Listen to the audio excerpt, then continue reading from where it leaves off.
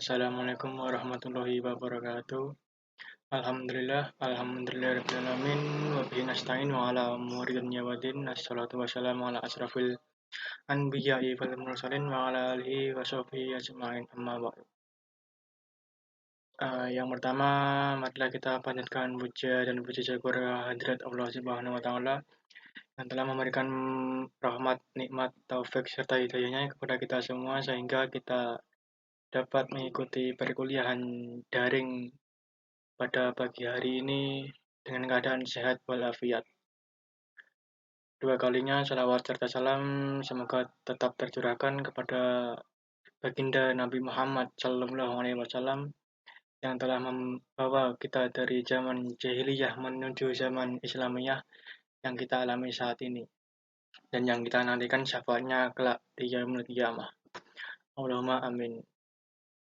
Langsung saja kami dari kelompok pertama dengan mata kuliah Manajemen Pemasaran Pendidikan yang beranggotakan yang pertama saya sendiri Ahmad Zulhan Nababi dari NIM 2011900008. Yang kedua Andi Yusuf Bakhtiar dengan NIM 2011900024. Yang ketiga yaitu Ari Jalunur Kowin dengan NIM 2011900033. Mata kuliah Manajemen Pemasaran Pendidikan ini diampu oleh dosen yang bernama Ibu Mela Mardayanti, SPD, MPD. Makalah kami ini berjudul Dinamika Jasa dan Pentingnya Pemasaran Jasa Pendidikan.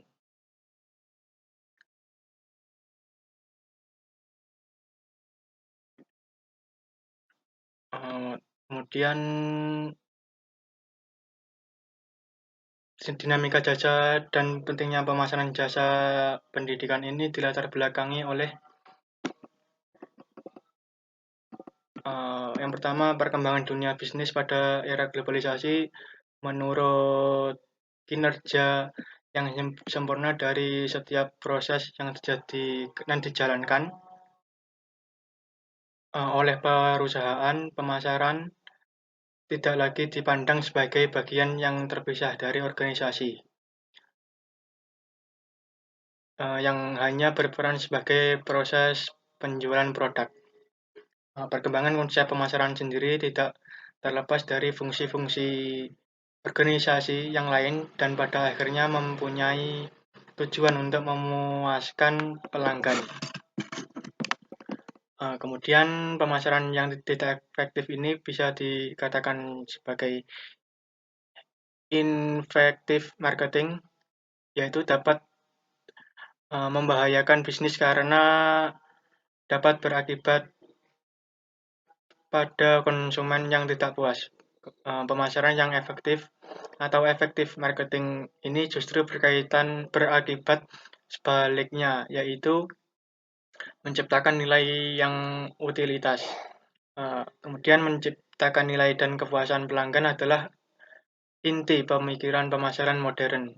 Tujuan kegiatan pemasaran yaitu menarik pelanggan baru dengan menjanjikan nilai yang tepat dan mempertahankan pelanggan saat ini dengan memenuhi harapannya sehingga dapat menciptakan tingkat kepuasan. Kemudian makalah ini ada beberapa rumusan masalah. Yang pertama yaitu apa definisi jasa itu, kemudian yang kedua bagaimana karakteristik jasa pendidikan, yang ketiga yaitu bagaimana klasifikasi jasa dan implikasinya, yang keempat bagaimana pentingnya pemasaran jasa pendidikan, kemudian yang terakhir yang kelima bagaimana keunikan pemasaran jasa. Di sini saya akan menjelaskan yang pertama yaitu apa definisi jasa itu. Definisi jasa. Menurut Kolter dalam Lupiyodi, jasa diartikan sebagai setiap tindakan atau kinerja yang ditawarkan oleh satu pihak pada pihak yang lainnya, yang secara prinsip tidak berwujud dan tidak menyebabkan kepindahan kepemilikan. Menurut Rungkuti, jasa merupakan pemberian suatu kinerja atau tindakan tidak kasat mata dari suatu pihak ke pihak yang lain. Pada umumnya, jasa diproduksi dan dikonsumsi secara bersamaan sehingga interaksi antara pemberi dan dengan penerima jasa saling mempengaruhi hasil jasa tersebut. Kemudian menurut Jetmal dan Bittner, jasa merupakan semua aktivitas ekonomi yang hasilnya bukan berbentuk produk fisik atau konstruksi, yang umumnya dihasilkan dan dikonsumsi secara bersamaan serta memberikan nilai tambah, misalnya kenyamanan, hiburan, kesenangan, ataupun kesehatan pada konsumen. Kemudian menurut Mursyid, jasa merupakan kegiatan yang dapat diidentifikasikan secara tersendiri. Pada hakikatnya bersifat tidak teraba untuk memenuhi kebutuhan dan tidak harus terikat pada penjualan produk atau jasa lain. Jadi pada dasarnya jasa merupakan semua aktivitas ekonomi yang hasilnya bukan berbentuk produk fisik ataupun konstruksi yang umumnya dihasilkan dan dikonsumsi secara bersamaan serta memberikan nilai tambah.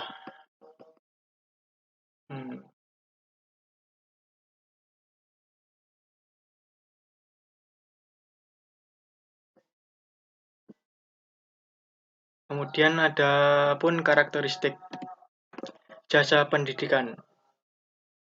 Yang pertama yaitu tidak berwujud atau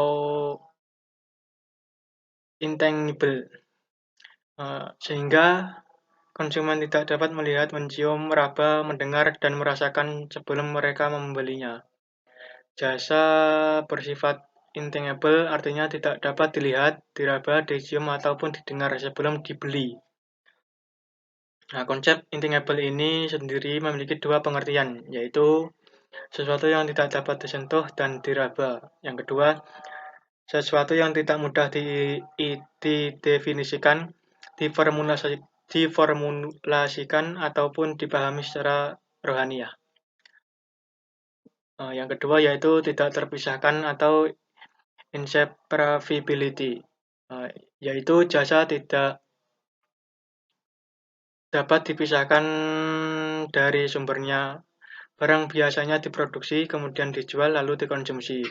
Sedangkan jasa biasanya dijual terlebih dahulu, baru kemudian diproduksi dan dikonsumsi secara bersamaan. Interaksi antara penyedia jasa dan pelanggan merupakan ciri khusus dalam pemasaran jasa. Keduanya mempengaruhi hasil dari jasa tersebut.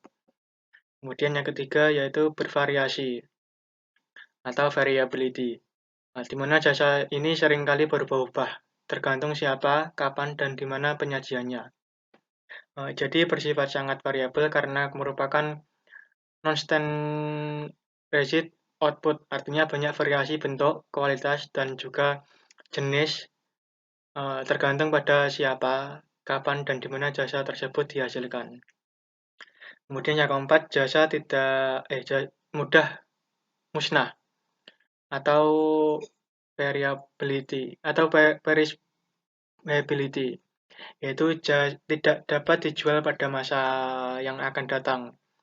Jasa ini merupakan komoditas tidak tahan lama dan tidak dapat disimpan dengan demikian, bila suatu jasa tidak digunakan, maka jasa tersebut akan berlalu begitu saja. Kemudian yang kelima, jasa tidak dapat disimpan dan dikonsumsi pada saat dihasilkan. Kemudian yang keenam, konsumen merupakan bagian internal dari proses produksi jasa.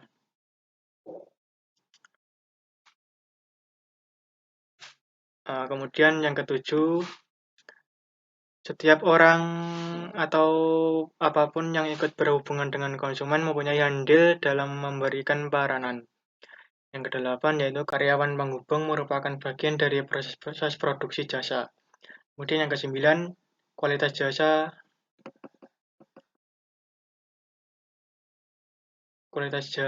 tidak dapat diperbaiki pada saat proses produksi karena produksi jasa terjadi secara real time. Demikian yang dapat saya sampaikan. Kemudian topik ketiga, keempat, dan kelima akan disampaikan oleh rekan saya. Terima kasih.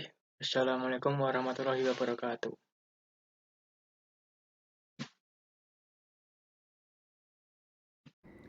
Dan dalam menjalankan kegiatan, yang ketiga yaitu jasa dibedakan menjadi jasa kebutuhan pribadi dan jasa kebutuhan bisnis.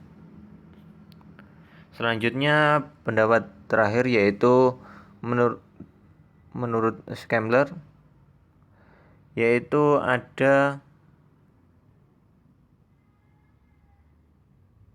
dua hal. Yang pertama yaitu dimensi vertikal, yaitu mengukur besar intensitas tenaga kerja terhadap modal.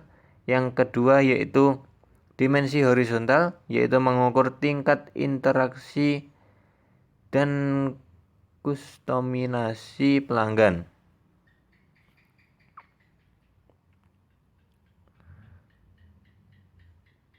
Selanjutnya yaitu pada poin pentingnya pemasaran jasa pendidikan.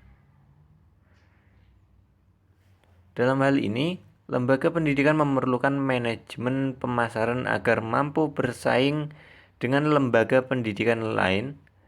Dengan adanya manajemen pemasaran, sekolah diharapkan mampu bersaing dalam pemasaran seperti mempromosikan sekolah agar dapat memuaskan konsumen dan pelayanan yang berkualitas. Jadi intinya pentingnya pemasaran jasa yaitu untuk mencapai tujuan yang ditetapkan dan mempromosikan sekolah, di mana sekolah memerlukan peserta didik untuk berkembangnya dan berkelanjutannya sekolah tersebut. Mungkin cukup sekian yang bisa saya sampaikan, ada kurang lebihnya mohon maaf. Sekian, Assalamualaikum warahmatullahi wabarakatuh. Selanjutnya akan dilanjutkan teman saya. Terima kasih. Tujuan organisasi penyedia jasa. Berdasarkan tujuan ini diklasifikasi menjadi dua hal, yaitu commercial service atau profit service seperti jasa penerbangan, bank, penyewaan mobil, hotel. Yang kedua yaitu non-profit service seperti sekolah, panti asuhan, perpustakaan.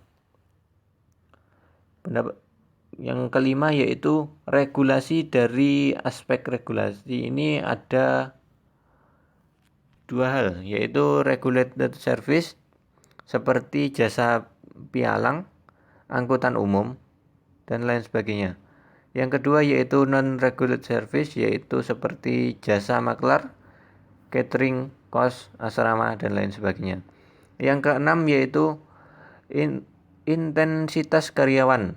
Berdasarkan tingkat intensitas karyawan atau keterlibatan tenaga kerja dikelompokkan menjadi dua macam, yaitu equipment based service seperti cuci mobil otomatis, jasa sambungan telepon internasional dan lokal, ATM, dan lain sebagainya. Yang kedua yaitu people based service seperti pelatih sepak bola, satpam, akuntan, konsultan hukum, dan lain sebagainya.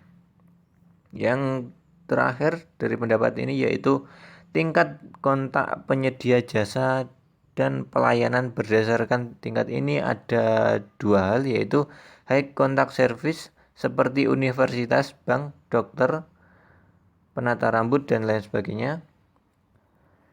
Yang kedua yaitu low contact service, yaitu seperti bioskop, jasa PLN, jasa komunikasi, dan beberapa hal lainnya.